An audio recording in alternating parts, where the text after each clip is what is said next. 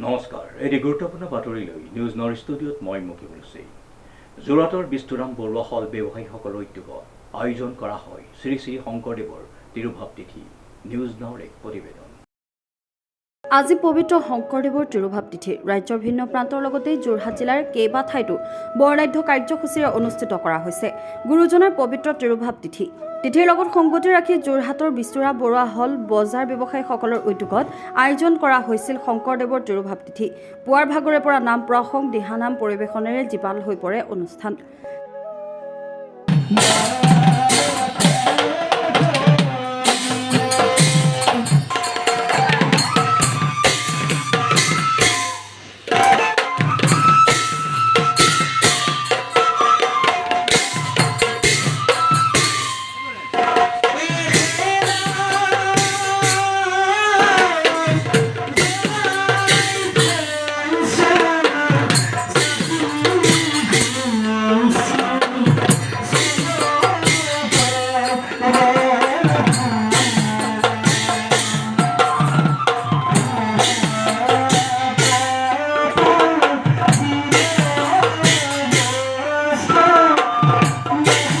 আমি বিষ্ণুৰাম বৰুৱা হল বজাৰৰ ব্যৱসায়ীসকলে প্ৰতি বছৰে পালন কৰি অহাৰ দৰে মহাপুৰুষ শংকৰদেৱৰ তিৰুভাৱ তিথিভাগ উলহ মালহেৰে আমাৰ ব্যৱসায়ীসকলৰ সহায় সহযোগত আমি অতি ধুমধামেৰে পালন কৰি আহিছোঁ আৰু কৰি আছোঁ। এতিয়া আমাৰ নাম প্ৰসংগ চলি আছে আৰু কণ কিছু সৰু সৰু মইনাক আমি মাতি আনিছোঁ দিহানাম পৰিৱেশন কৰিবৰ কাৰণে।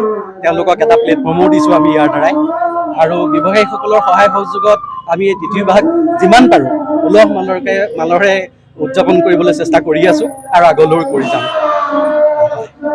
শ্ৰীমন্ত মাধৱ বৰুৱাৰ ৰিপৰ্ট।